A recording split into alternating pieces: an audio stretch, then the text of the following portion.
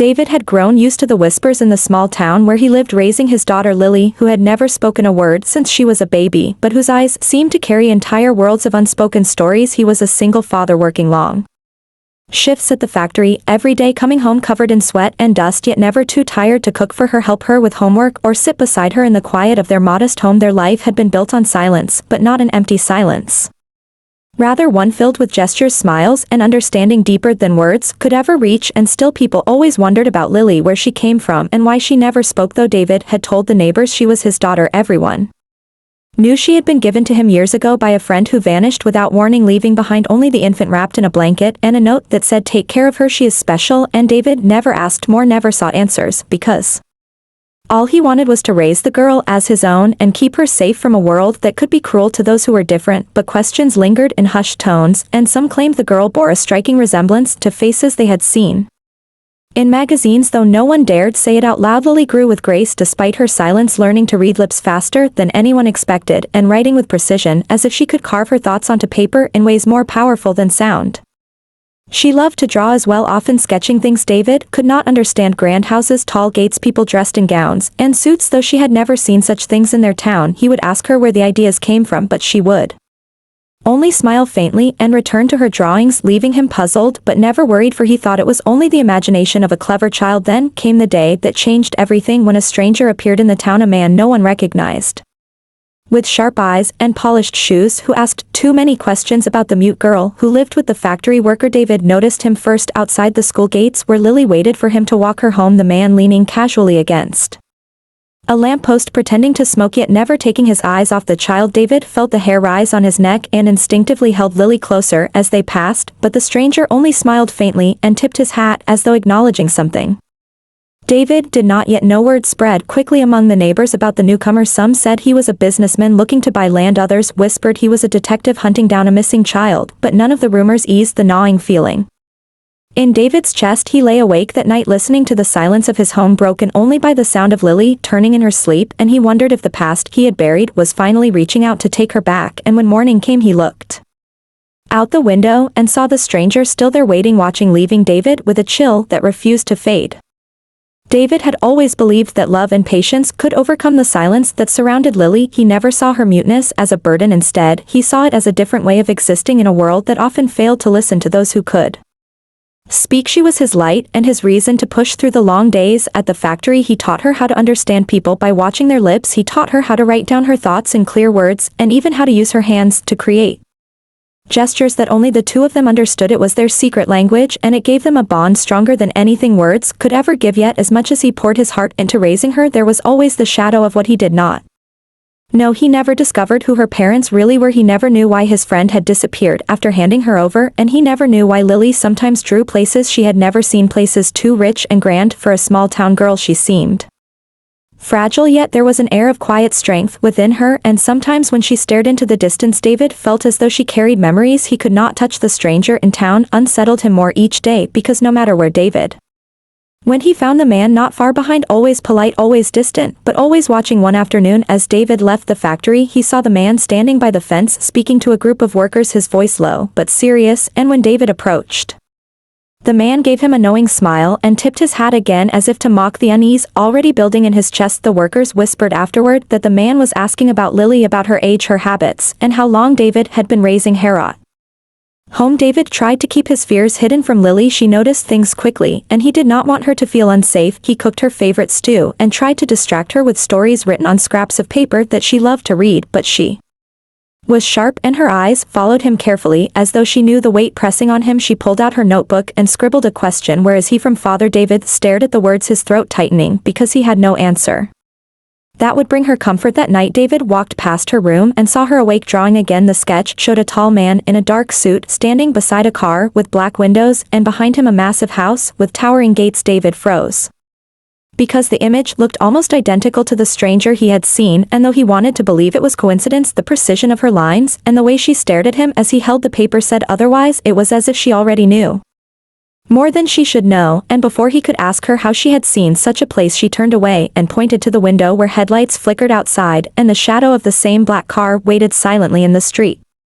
The evening air was heavy as David walked Lily home from school, his calloused hand gripping hers with more urgency than usual. He kept glancing over his shoulder because the feeling of being watched never left him, and though the street was quiet, with only the hum of distant crickets, he could sense eyes lingering in the dark. When they turned the corner, his stomach dropped. A sleek black car sat parked near the curb, its body shining under the pale glow of the street lamp, the windows tinted so dark that no face could be seen behind them. David slowed his steps, but Lily tugged at his hand, her eyes fixed on the car, not with fear alone, but with recognition, a recognition so sharp it made David's chest tighten. She pointed at the vehicle, her small fingers trembling as if she had seen it before, but he knew she could not have seen such a thing in their quiet town, where no one owned cars so polished and intimidating. He knelt down to look into her eyes, hoping to read the unspoken words there, but all he found was silence mixed with something he could not name. Before he could ask her what she meant, the engine roared to life with a growl that broke the silence. The car pulled away smoothly, disappearing down the narrow road,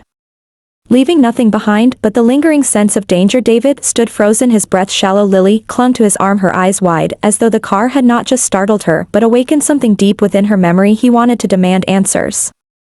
But how could he demand words from a child who had never spoken? When they reached home, David pulled the curtains tight and locked the door, his heart still racing. He tried to distract Lily with dinner, but she barely touched her food. Instead, she pulled out her notebook and scribbled 2 words, "I remember." David felt his throat close. "What do you remember?" he wrote back on the same page, but she only shook her head and turned away, tears filling her eyes. She would not or could not explain, and the weight of those 2 words hung heavy between them. Later that night, David sat by the window staring into the darkness beyond the street. The black car was gone, but he knew it would return. He thought of the stranger in town, the questions, the polished shoes, the faint smile, as though the man already knew what David did not. A memory from years ago surfaced unbidden, the note that came with Lily when she was left in his care. "She is special." He had never understood what it meant, and never tried to, but now the pieces began to fit together in ways he did not want to face. As the clock ticked past midnight, David rose to check on Lily. He found her asleep, clutching her sketchbook tight against her chest. Curiosity overcame him, and he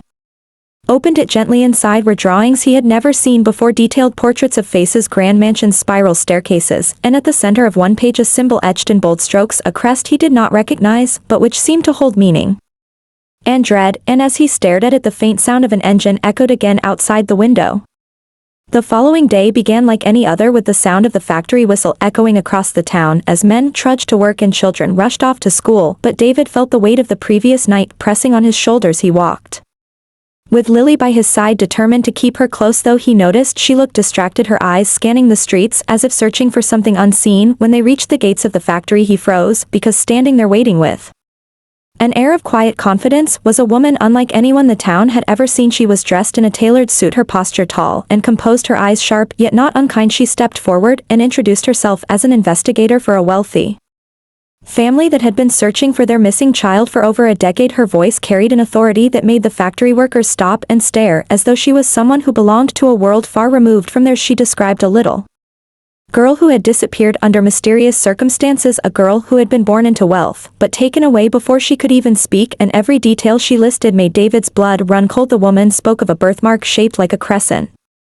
behind the ear, the exact mark David had seen on Lily since the day she came into his life. She spoke of the silence that had followed the disappearance and the rumors that the child might never speak, and though David tried to brush it aside, he could feel the truth pressing against him like a storm about to break. He asked her why she was here in his small town, but she only smiled faintly and said that sometimes answers hide in the most ordinary places. David wanted to deny it all. He wanted to shield Lily from whatever this was, but the woman was insistent. She said there would need to be a DNA test to confirm, but the signs were undeniable. She even showed him a faded photograph from years ago. The child in the picture looked almost identical to Lily, and though David tried to steady his breathing, he could not ignore the way the woman studied Lily, as if she was not just a child, but a key to something much larger than either of them understood. That night, David sat in silence.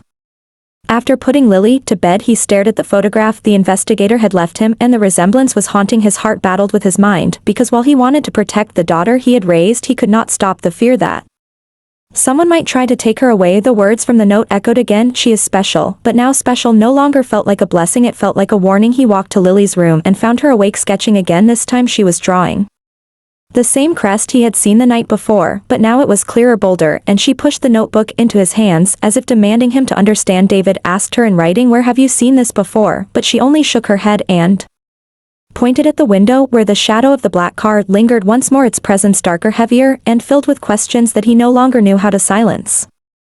David woke the next morning with a decision already carved into his heart. He would keep Lily safe no matter what it cost him. He pulled the curtains tighter and kept her home from school, claiming she was unwell, though he knew the truth was far more complicated. He could not allow curious eyes or strangers to come near her until he understood what was happening. The whispers in town were growing louder. Neighbors talked about the investigator who had shown up, about the man in the black car, and about how David seemed more guarded than ever before. He spent the day pacing the house, listening for every sound outside, every crunch of gravel, every car that passed too slowly. Lily watched him silently, her notebook in hand, ready to write.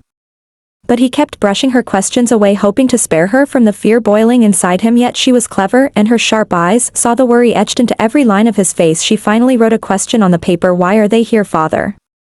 David stared at the words, his hands trembling, unable to bring himself to answer, because he was no longer sure. He knew when night fell, the shadows in the street grew deeper, and David felt as if the world outside was closing in on them. He moved through the house, quietly checking each window and lock, but when he returned to the kitchen, his breath caught in his throat. On the table sat a folded piece of paper. Lily had left it there. In her neat, careful handwriting were the words, "I need to find out who I really am." His heart pounded. He dropped the note and rushed to her room, but it was empty. Her bed neatly made, her window slightly open, the cold air drifting in like a cruel reminder. Panic surged through him as he grabbed his coat and ran into the night, calling her name, though he knew she would not answer. The street was quiet, the black car nowhere in sight. His mind raced with images of her being taken, his chest burning as he searched every corner of the neighborhood. He asked the neighbors if they had seen her, but all shook their heads, though one whispered that they had seen a small figure walking toward the bus stop alone. David sprinted toward the station, his boots pounding the pavement, his breath ragged. When he arrived, he searched desperately among the scattered passengers, but Lily was not there. The ticket clerk looked at him curiously when he demanded answers, and after a pause the man admitted that a girl had come through earlier. She had not spoken,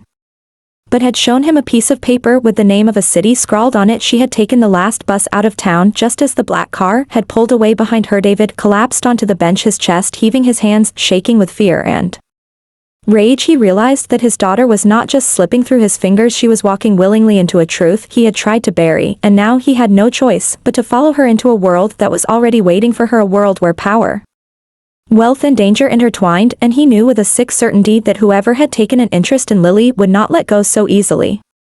The bus ride into the city was long and restless. David sat stiffly, his hands gripping the seat in front of him, his mind chasing after images of Lily alone among strangers, her small figure swallowed by the noise and brightness of a place far larger than anything she had ever known. He had never left the comfort of their small town for more than a day, and now he found himself surrounded by towering buildings, flashing lights, and streets that never seemed to sleep. He pushed through the crowd with desperate eyes searching for any trace of her. The trail led him to a sprawling mansion on the outskirts of the city, a place so vast it seemed to stretch endlessly, its gates of black iron looming like guardians, keeping the world away. The walls rose high around it, and the very air felt heavy with secrets. David approached breathless, clutching the note Lily had left him, and demanded the guards let him inside, but they looked at him with disdain, refusing to believe a factory worker from a small town could have any business there. He pleaded with them until his voice cracked, but they only shook their heads and pushed him back just as despair began to consume him. A commotion erupted within the gates. David looked up to see a woman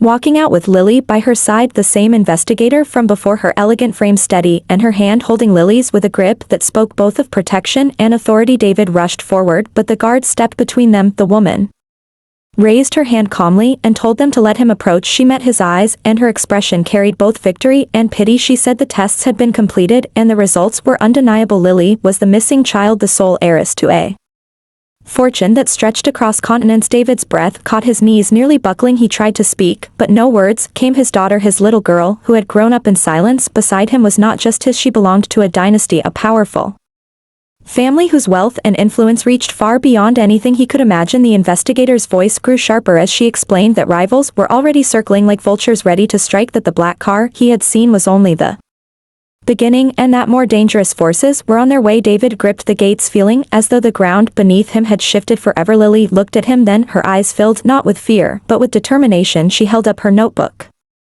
and wrote 3 words, "I choose you." David felt his heart shatter, because he knew that choice might not be hers to make. The woman warned him that claiming the inheritance would mean war within circles he could never hope to navigate, and that keeping Lily away would only put her at greater risk from those who wanted her gone, yet David's only thought was how to protect the girl who had become his entire world. As the wind rustled the trees around the mansion, the iron gates began to creak open wider, and David turned to see shadows moving through the darkness, figures emerging with purpose, their steps echoing against the stone path. The investigator's calm demeanor cracked for the first time as her jaw tightened. She whispered that they had come sooner than expected, and David realized that the fight for his daughter's future was no longer just approaching, it was already here, waiting at the gates, ready to strike.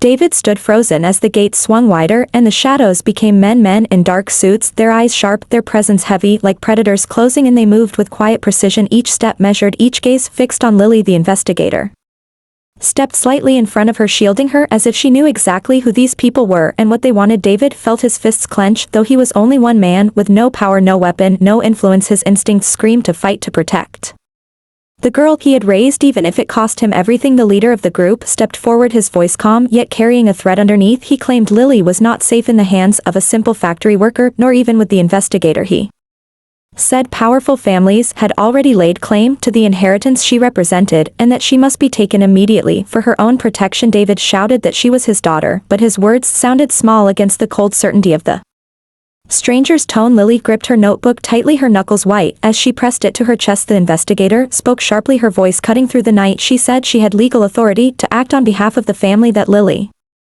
rightfully belonged to, and that any attempt to remove her by force would have consequences. The men only smirked, as if they had heard such warnings before. David could feel the tension rising like a storm about to break. The guards at the mansion shifted nervously, but made no move to intervene, as though they too feared the men standing before them. Lily stepped forward suddenly, her small frame dwarfed by the figures around her, but her eyes steady. She opened her notebook and quickly scribbled words, showing them to David and the investigator. She wrote, "I know them." David's heart lurched. He wanted to ask how, but she turned the page and drew the crest, the same one she had sketched countless times before with perfect detail. The leader of the men froze for a moment, his composure cracking as he glanced at the symbol, then at Lily, as though she had just confirmed something he had suspected all along. The investigator seized the moment, demanding to know what connection these men had to the rival factions that sought to control the Heiress. But before an answer could come, headlights appeared at the end of the long drive, another set of cars pulling in, sleek and black, their engines rumbling like thunder. David realized with dread that this was no longer a warning, this was a convergence of forces, all arriving for the same girl, and he was caught in the middle, powerless yet unwilling to let go. Gates rattled as more figures poured through, shadows meeting shadows. The night alive with tension. Lily moved closer to David, slipping her hand into his. He felt the silent strength radiating from her, as if she understood far more than she let on. The investigator whispered that the choice would soon be taken from them unless they acted fast, but before she could finish her words, the second group of men stepped out, their leader raising a hand with a cold smile, and in the silence that followed, David knew the battle for Lily's future was about to begin. And nothing in their lives would ever be the same again.